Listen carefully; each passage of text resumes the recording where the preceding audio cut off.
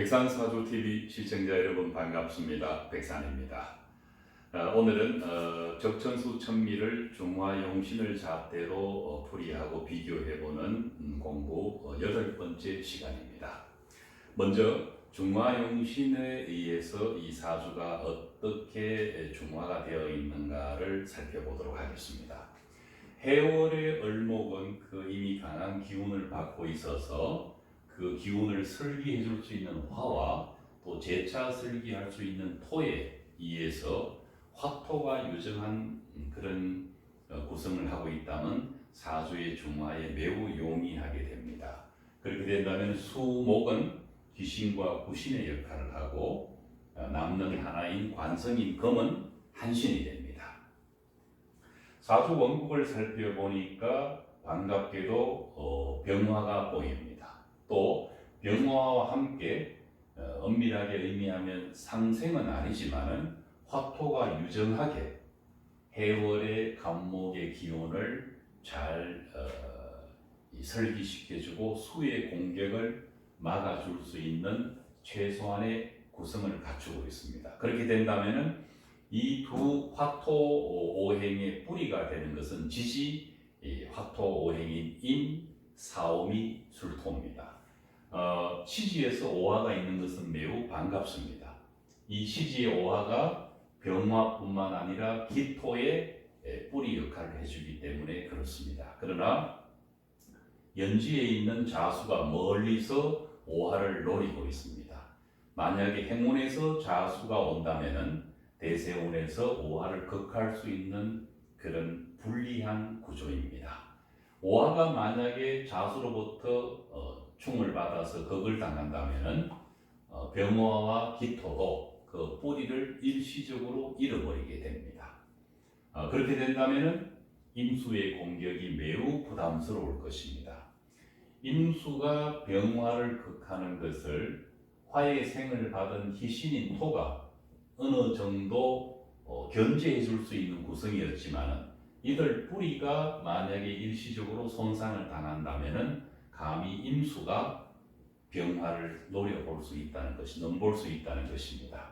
그 점이 사주에서 아쉬운 겁니다. 만약에 임수 대신 병정 또는 무기토가 와서 온전한 식신생재격이 되었다면 이 사주는 매우 그 구성이 좋게 평가할 여지가 있습니다. 그러나 아쉽게도 천간에 해월의 임수가 식신생재격이 될 수 있는 그 구성을 허틀어 놓고 있는 것입니다.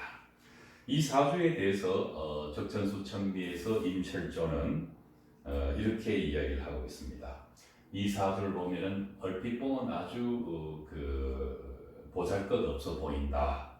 자, 첫 번째, 천간에는 임수가 병화를 상극하고라고 했는데 일단은 임수가 병화를 극한다는 개념으로 이 상극은 대등한 관계에서 극을 하고 있는 것은 상극인데 통상적으로 그렇게 쓰고 있기 때문에 달리 표현을 하지는 않겠습니다. 또 지지에서는 자수와 오화가 멀리서 상충하고 있다. 맞는 이야기입니다. 자수가 온다면 매우 불리하기 때문에 그렇습니다. 또 임수가 병화를 위협하는 것도 이미 임철조도 같은 언급을 하고 있는 것이 보입니다. 자, 그런데 세 번째, 물의 기세가 범람하여 화를 극하니 명예와 재산이 하나도 이루어지지 않게 보인다. 수기가 워낙 강하니까 화를 극하는 이 점이 바로 용신인 화가 수극화를 당했다는 것을 지적하고 그렇기 때문에 재산도 명예도 하나도 이루어지지 않을 것이라고 평가할 수 있는데, 그러나 임철조는 자세히 보니까 세 개의 수라면 임수와 해수와 자수를 말합니다. 그리고 두 개의 토라면 축토와 기토를 지칭하고 있는 것으로 보입니다. 그 다음에는 두 개의 화, 병화와 오화를 지칭하고 있는데 이 숫자가 등장하면 상당히 주의를 해야 됩니다. 숫자가 많다고 해서 그 오행이 강하다는 것은 절대 아닙니다. 그러나 일단 여기서는 숫자를 내세워서 수가 3개고 불이 2개고 토가 2개라는 이야기를 하고 있는데, 수의 기세가 비록 왕하지만은 금의 생을 받지 않고 금이 없다는 뜻입니다. 화가 본래는 휴수지만은 토가 있어 물의 공격으로부터 보위해 준다는 뜻입니다. 맞는 이야기입니다. 이른바 이것은 아들이 어머니를 부지하는 격식이 된다라고 평가를 하고 있는데, 충분히 이 임철조도 화가 토와 함께 유정한 관계에서 수에 대항할 수 있다는 점을 알고 있는 것 같습니다. 그래서 혹자들이 이 사주를 갖고 매우 보잘것없다고 본 것을 질책 아닌 질책을 하고 있는 것으로 평가할 만합니다. 그런데 임철조의 말이 이어집니다. 천간에는 임수가 을목을 생하고 병화가 기토를 생하여 각각 파벌을 세웠다는 표현이 나옵니다. 그래서 상생하기가 유정하고 서로 다투어서 극하려는 뜻이 없다라고 이야기를 하고 있습니다.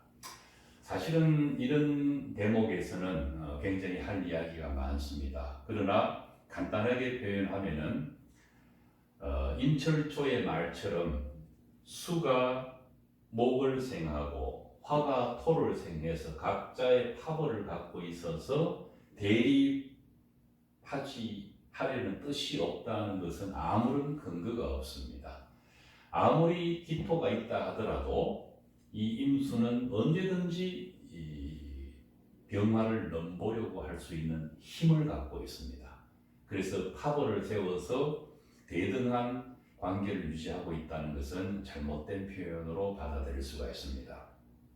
또 하지만 기토 원신이 천간에 투출되어 록의 뿌리를 내려 왕하기 때문에 서로가 보호해주고 있으니 그 기세가 능히 수를 막아내고 화를 보위해줄 수가 있다. 틀린 표현입니다.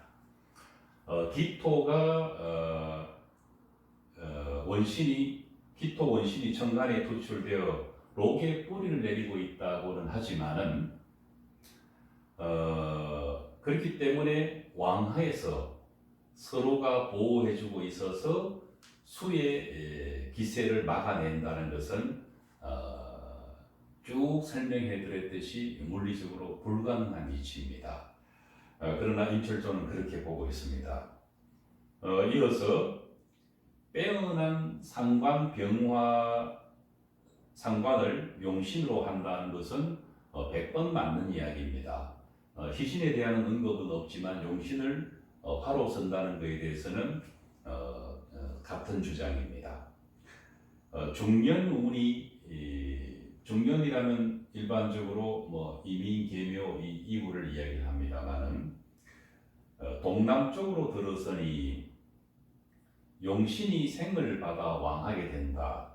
용신이 생을 받아서 왕했다는 것은 임목을 이야기합니다. 임목이 오화와 함께 화기를 전복시켜서 용신인 화 또는 토에게 힘을 실어 주었다는 것인데, 그러나 천간에 대한 언급은 없습니다. 해월의 임수는 원국에 있던 행운에서 만나던 매우 강한 인성의 작용을 합니다. 물이 강해진다면 반드시 병화는 불편해집니다. 아무리 토가 있어서 임수에게 견제구를 던질 수는 있지만은 이 강한 물을 거꾸로 토국수할 수는 없다는 의미입니다.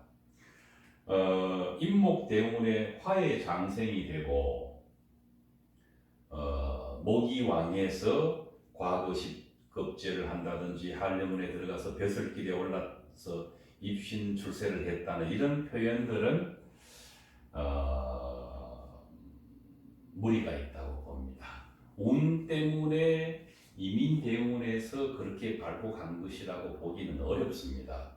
단지 임목이 싫지 않은 글자는 맞습니다. 그러나 천간의 임수를 전혀 설명하지 않고 임목 대운이 좋았다고 하는 것은 천간을 5년과 5년으로 쪼개서 보는 이런 근거 없는 주장으로 보아야 합니다. 모름지기 원국과 대운과 세운은 천간은 천간끼리 지지는 지지끼리 그리고 천간 지지가 같이 해석되어져야 합니다. 대운을 5년 5년 끊어서 설명하는 이것은 아무런 근거가 없습니다. 그래서 임철조의 주장에 의해서는 임수에 대한 언급이 전혀 없이 마치 이 시기에 한리문에 들어가고 벼슬길로 길이 열렸기 때문에 좋은 운이었다고 주장하는 것은 많은 문제점을 안고 있습니다. 그렇다면은 이 사주는 처음 설명드린 바대로 임수가 없다면은 온전한 식신생재격에 해당됩니다. 상관이 편제와 함께 화토가 유정한 관계를 유지하는 일종의 식신생재격입니다. 또 이들 두 오행의 뿌리가 해월의 축토 옆에 있어서 조금은 불편하지만은 그래도 오하의 뿌리를 두고 있기 때문에 만약에 임수가 없었다면은 그 구성이 매우 좋을 수 있습니다. 그러나 임수가 있다 손 치더라도 용신과 희신이 힘을 가세해서 물의 범람을 견제할 수 있다는 점에서 용신과 희신이 천간에 같이 있다는 점에 그런 좋은 점은 구성은 보여주고 있는 사주라고 할 수 있습니다.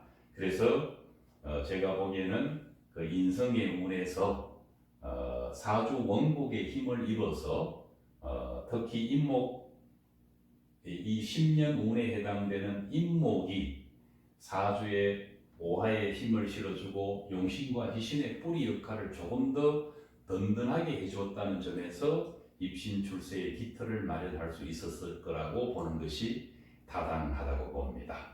오늘 본문은 여기서 마치겠습니다. 감사합니다.